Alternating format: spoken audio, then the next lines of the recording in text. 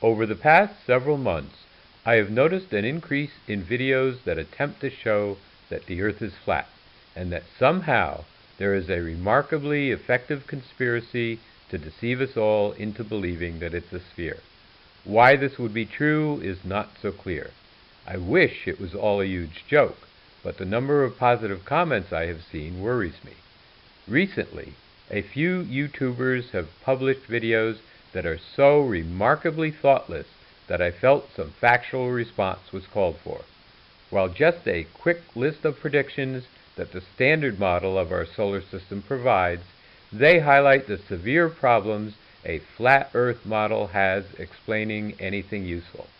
After I go through them, I will return to the idea that any truly scientific theory must accurately describe what we see and when we see it, and must make claims that can be tested. So, before you jump the gun and start attacking the consensus view, ask yourself if you fully understand it. Do you know what the standard model can predict?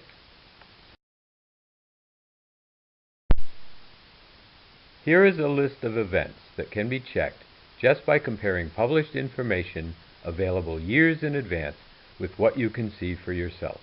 The consensus model could not possibly be more open and accessible.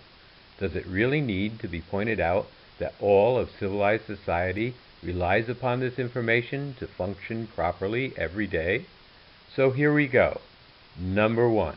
The times of sunrise and sunset from any point on Earth, including 24-hour days and nights in the Arctic and Antarctic. Just go to any website such as weather.com. Enter your location, and you can see these times. Number 2. Farthest annual north and south positions of the sun in the sky from anywhere on Earth, the winter and summer solstices. This is just another way to say that we have seasons. I take it that everyone accepts that we have summers and winters, but did you know they are reversed in the southern hemisphere? Number 3. Moonrise and moonset from any point on Earth. Available from any almanac, and we will ignore the wackos who get all flustered when they see the moon during the day. Number 4. Moon phases for any time in the future. Even most desk calendars carry this information, so who do you think calculates this stuff? Good luck finding a flat earther who gets the times even roughly close.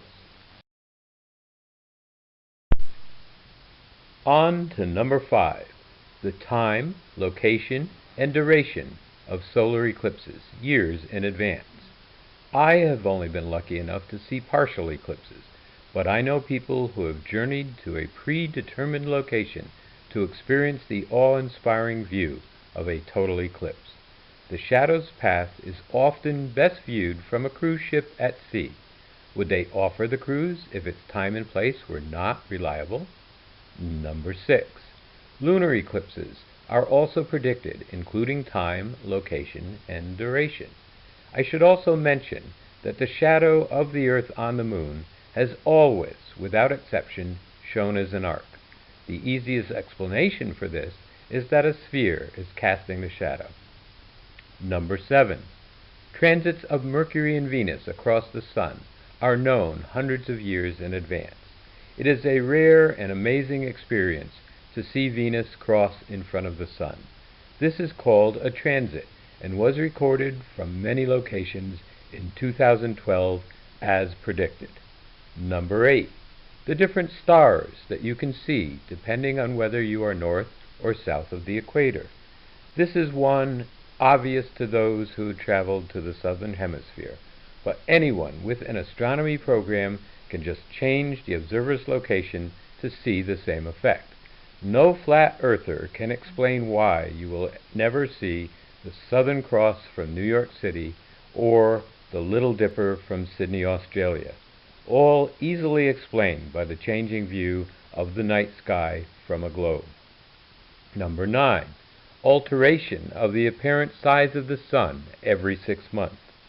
This is caused by the Earth moving closer to and then farther away from the Sun as it travels in its orbit. I suppose a flat Earth believer would claim the pictures that demonstrate this are fake, but let them provide contrary proof of their own if they can.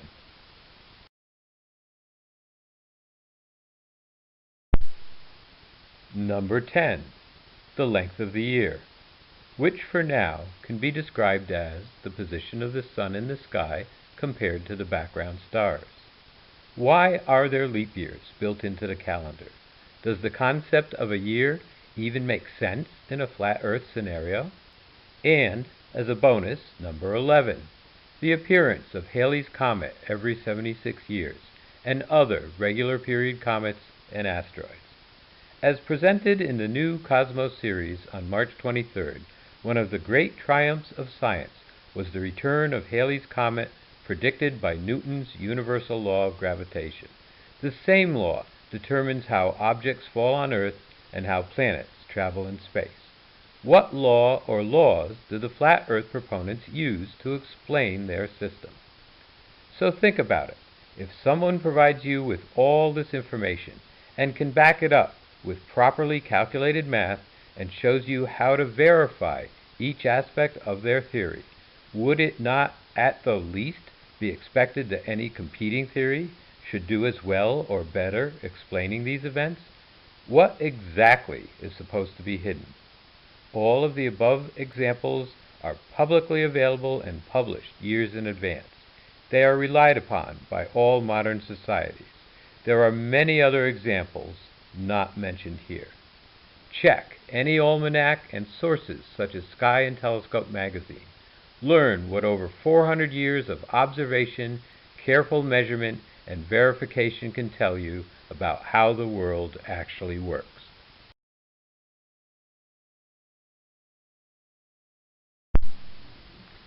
So the challenge is this: let any flat Earth model and its advocates accurately produce results like these before we give it and them any respect.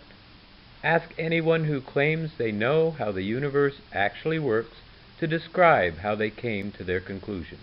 If they don't mention thousands of corroborated observation over scores of years, they don't have the data to know anything. Ask a flat earther living in New York or London to point to the large and small Magellanic clouds in the night sky. Ask one in Santiago, Chile to point to the Big Dipper. When they can't, ask them why not. Then ask them exactly what it is that they set their clocks by when they set them. Ask them what makes their ideas superior, and then have them prove it with the proper math and a set of past events and future predictions that demonstrate that their conception surpasses what is produced by the standard model. Ultimately, of course, since the dawn of the space age, we have the pictures. You will hear vociferous claims that they are fakes, and then contemptible blather about a conspiracy to keep you in the dark. At that point, you can decide to stay mired in their ignorant, arrogant fantasy, or make an effort to understand the true majesty of our vast universe as science has revealed it. You can, if you choose, stand on the shoulders of giants and enjoy the glorious nature of reality with the confidence gained by having fully used your powers of reason to find the truth.